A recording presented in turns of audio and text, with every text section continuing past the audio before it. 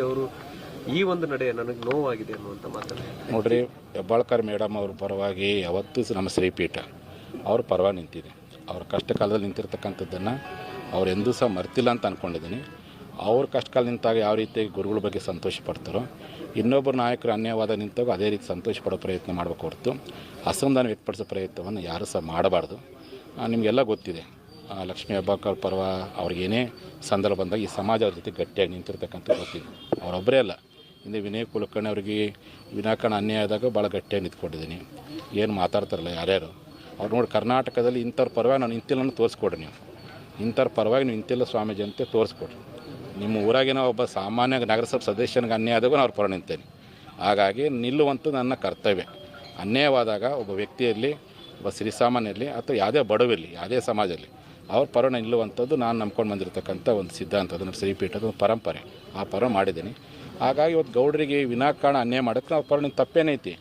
ಇವರಂಗೆ ನಿಸ್ವಾರ್ಥವಾಗಿ ಪ್ರಾಮಾಣಿಕವಾಗಿ ಅವ್ರ ಸರ್ಕಾರಗಳನ್ನ ಎದುರು ಹಾಕ್ಕೊಂಡು ಯಾರು ಹೋರಾಟ ಮಾಡಿದ್ದಾರೆ, ಯಾರು ಮಾತಾಡಿದ್ದಾರೆ, ಮತ್ತು ಅವ್ರ ಪರವಾಗಿ ನಾನು ಇಲ್ಲಾರ್ದೇ ಏನು ಕ್ರಿಶ್ಚಿಯನ್ ಫಾದರ್ಗಳು ಬಂದಿಲ್ಲಕ್ಕಾಗತ್ತಾ ಅಥವಾ ಇಸ್ಲಾಂ ಧರ್ಮದ ಮೌಲ್ಯಗಳು ಬಂದಿಲ್ಲಕ್ಕಾಗತ್ತಾ?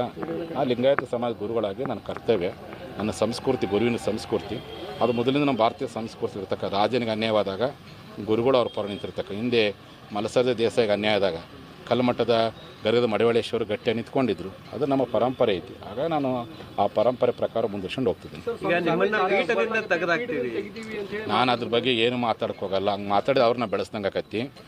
ಈ ಸಮಾಜ, ಈ ಧರ್ಮ, ಈ ನಾಡಿನ ಜನತೆ ಯಾವತ್ತೂ ನಮ್ಮ ಪರವಾಗಿದ್ದಾರೆ, ಅಂದರೆ ಸತ್ಯದ ಪರವಾಗಿದ್ದಾರೆ. ಇದು ಸತ್ಯದ ಸಂಘರ್ಷದ ಕಾಲ.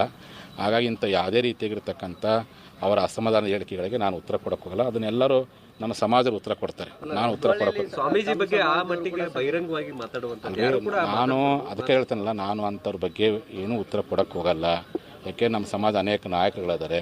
ನಮ್ಮ ಮೀಸಲಾತಿ ಹೋರಾಟಕ್ಕೆ ಪ್ರಾಮಾಣಿಕ ದುಡಿದಂಥ ಅನೇಕ ನಾಯಕರಿದ್ದಾರೆ. ಸಿ ಪಾಟೀಲ್ ಇದ್ದಾರೆ, ಈರಣ್ಣ ಕಡಾಡಿ ಅವರಿದ್ದಾರೆ, ಸಿದ್ದು ಸೌದಿರ್ ಇದ್ದಾರೆ, ಅರವಿಂದ್ ಬೆಲ್ಲದರ್ ಇದ್ದಾರೆ, ಈ ಭಾಗದಲ್ಲಿ ಎ ವಿ ಪಾಟೀಲ್ ಅಂತ ಅನೇಕ ನಾಯಕರಿದ್ದಾರೆ. ಅವರೆಲ್ಲ ಜೊತೆ ನಾನು ಚರ್ಚೆ ಮಾಡ್ತೀನಿ. ದೊಡ್ಡ ಸಮಾಜ ನೋಡಿ, ದೊಡ್ಡ ಸಮಾಜ, ಎಲ್ಲರೂ ಕೂಡಿ ಕಟ್ಟಿರ್ತಕ್ಕಂಥ ಸಮಾಜ. ಅವ್ರಿಗೇನಾಗೈತಿ, ಎಲ್ಲರೂ ಕೂಡಿ ಸಮಾಜ ಕಟ್ಟಿದ್ದಾರೆ. ಎಲ್ಲರೂ ಕೂಡಿ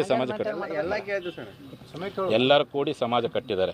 ಯಾರೊಬ್ಬರು ವ್ಯಕ್ತಿನೂ ಕಟ್ಟಿದ್ದಲ್ಲ, ಎಲ್ಲರೂ ಕೂಡಿ ತಮ್ಮದು. ಅದು ಸಮಾಜ ಯಾವಾಗ ನಿಜವಾದ ಕಟ್ಟಿದ್ದಪ್ಪ ಅಂದರೆ, ಯಾವಾಗ ಕೂಡಿಸೊಂದು ಪಾದಯಾತ್ರೆ ಶುರುವಾಯಿತು ಅವತ್ತಿಂದ ಇವತ್ತಿನವರೆಗೂ ಪ್ರಾಮಾಣಿಕವಾದಂಥ ಸಮಾಜ ಕಟ್ಟುವಂಥ ಕೆಲಸ ಆಗಿದೆ. ಕೆಲವ್ರಿಗೆ ಏನು ಬೇಜಾರಾಗಿದೆಯಪ್ಪ ಅಂದರೆ, ನೀವು ಹೊಸ ಸರ್ಕಾರ ಬಂದ ಮೇಲೆ ನೀವು ಹೋರಾಟ ಮಾಡಬೇಡ್ರಿ ಅಂದರು. ಹಂಗಾಗಿ ನಾವು ಹೋರಾಟ ಮಾಡಿದೆ. ವಿಧಾನಸೌಧ ಮುತ್ತಿಗೆ ಹಾಕ್ಬೇಡಂದ್ರು, ನಾನು ಮುತ್ತಿಗೆ ಹಾಕಿದೆ. ಯಾರಂದ್ರೆ ನಿಮಗೆ ಗೊತ್ತೈತಿಲ್ಲ. ನಾನು ಅದಕ್ಕೆ ಒಪ್ಪಲಿಲ್ಲ ಅವ್ರ ಮಾತಿಗೆ. ಕೊನೆ ಬಸವನಗೌಡರು ಪರವಾಗಿ ನಿಂತ್ಕೊಬೇಡ್ರಿ ಅಂದರು, ನಾನು ನಿಂತ್ಕೊಂಡೆ.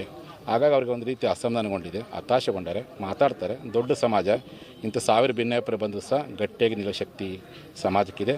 ಮತ್ತು ಇಡೀ ನಾಡಿನ ಜನತೆ ಪಂಚಮಸಾಲಿಯರು ಯಾರು ಪ್ರಾಮಾಣಿಕ ಕೆಲಸ ಮಾಡಿ ಗುರುಗಳು ಯಾರಾದ್ರಂತ ಅವ್ರಿಗೆ ಗೊತ್ತೈತಿ, ಯಾರು ನಮ್ಮ ಮೀಸಲಾತಿ ಹೋರಾಟ ಗಟ್ಟಿ ದುಡಿದ್ರಂತ ಅವ್ರಿಗೆ ಗೊತ್ತೈತಿ. ಅದಕ್ಕಾಗಿ ಇಡೀ ನಾಡಿನ ಜನತೆ, ಇಡೀ ನಮ್ಮ ಸಮಾಜ ಬಸವನಗೌಡರ ನಾಯಕತ್ವ ನಂಬೈತಿ, ಗುರುಗಳ ಪ್ರಾಮಾಣಿಕ ಹೋರಾಟವನ್ನು ನಂಬಿದೆ. ಹಾಗಾಗಿ ಜನರ ಪರ್ವ ನಿಂತಿರ್ತಕ್ಕಂಥ ನಮ್ಮಂಥವ್ರಿಗೆ, ಅಂಥ ಚೆನ್ನಮ್ಮನಿಗೆ ಅನೇಕ ರೀತಿ ತೊಂದರೆ ಕೊಟ್ಟರು ಅಂತೇಳಿ ನಾವು ಎಂದೂ ಸಹ ಧೃತಿಗೆಡಕ್ಕೆ ಹೋಗಲ್ಲ. ಧೈರ್ಯವಾಗಿ ಸತ್ಯದ ಪರವಾಗಿ, ಧರ್ಮದ ಪರವಾಗಿ ನಾವು ಕೆಲಸ ಮಾಡ್ಕೊಂಡು ಹೋಗ್ತೀವಿ.